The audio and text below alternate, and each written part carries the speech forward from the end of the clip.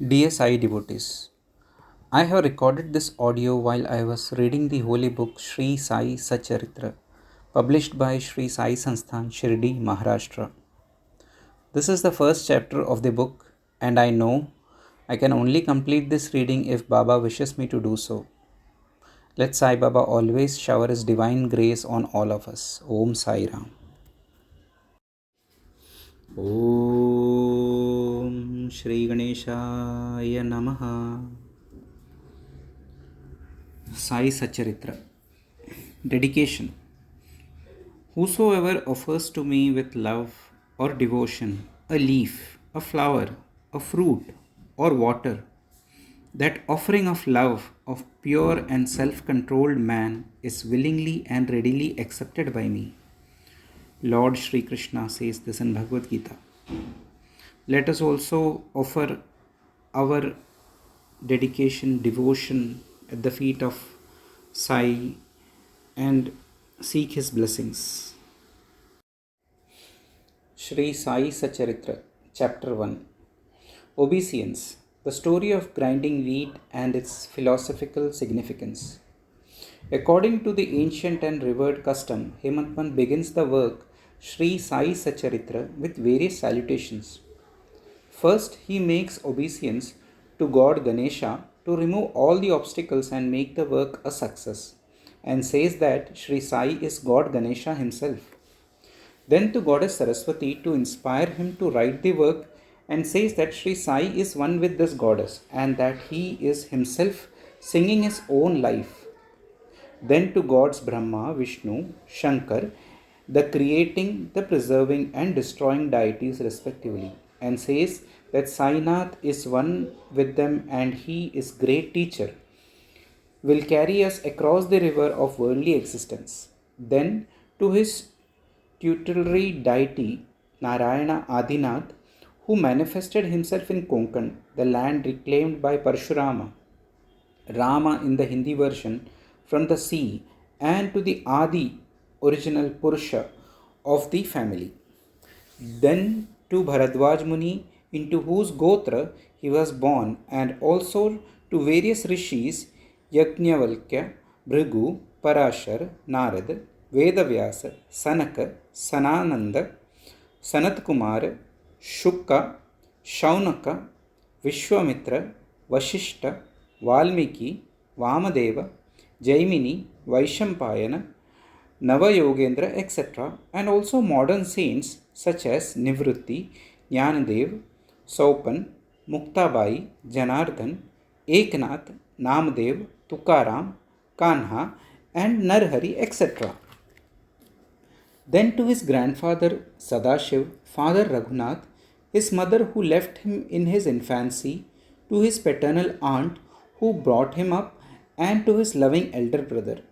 Then to the readers and praise to them to give their whole and undivided attention to this work. And lastly to his Guru Sri Sainath, an incarnation of Sri Dattatreya, who is his sole refuge and who will make him realize that Brahma is the reality and the world is an illusion, and incidentally to all beings in whom the Lord God dwells. After describing in brief the various modes of devotion according to Parashar, Vyasa and Sandhilya, etc., the author goes on to relate the following story. It was some time after 1910 that I went one fine morning to the masjid in Shirdi to have darshan of Sai Baba. I was wonderstruck to see the following phenomenon. After washing his mouth and face, Sai Baba began to make preparations for grinding wheat. He spread a sack on the floor and thereon set a hand mill. He took some quantity of wheat in his winnowing fan and then, drawing up the sleeves of his kafani robe and taking hold of the peg of the hand mill, started grinding the wheat by putting a few handfuls of wheat in the upper opening of the mill and rotated it. I thought what business Baba had with the grinding of wheat when he possessed nothing and stored nothing, and as he lived on alms. Some people who had come there thought likewise, but none had the courage to ask Baba what he was doing. Immediately, this news of Baba grinding wheat spread into the village, and at once men and women ran to the masjid and flocked there to see Baba's act. Four bold women from the crowd forced their way up and, pushing Baba aside, forcibly took the peg or handle into their hands and, singing Baba's leelas, started grinding. At first, Baba was enraged, but on seeing the woman's love and devotion, he was much pleased and began to smile. While they were grinding, they began to think that Baba had no house, no property, no children, none to look after, and he lived on alms, and therefore he did not require any wheat flour for making bread or roti. What will he do with this large quantity of flour?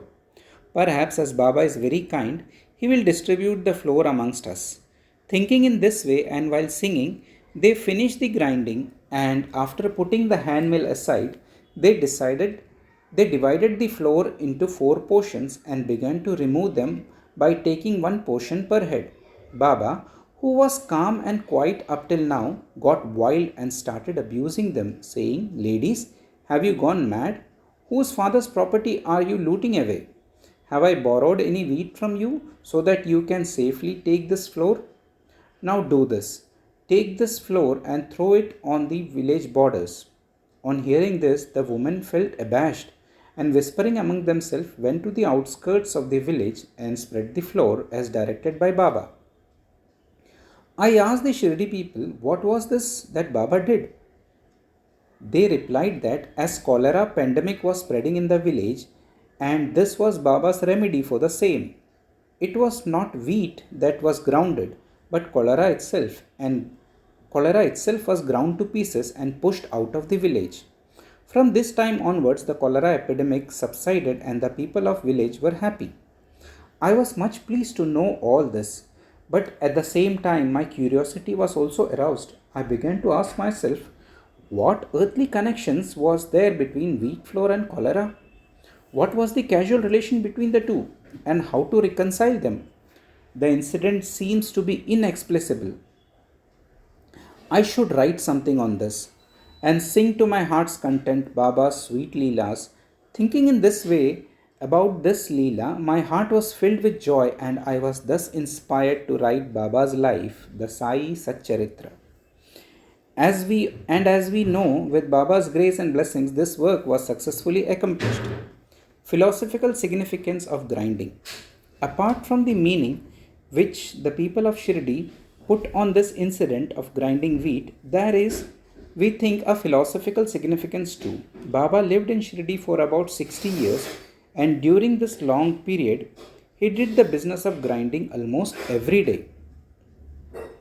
Not, however, wheat alone, but the sins and the mental and physical afflictions and the miseries of his innumerable devotees. The two stories of his mill consisted of karma and bhakti, the former being the lower one and the later the upper one.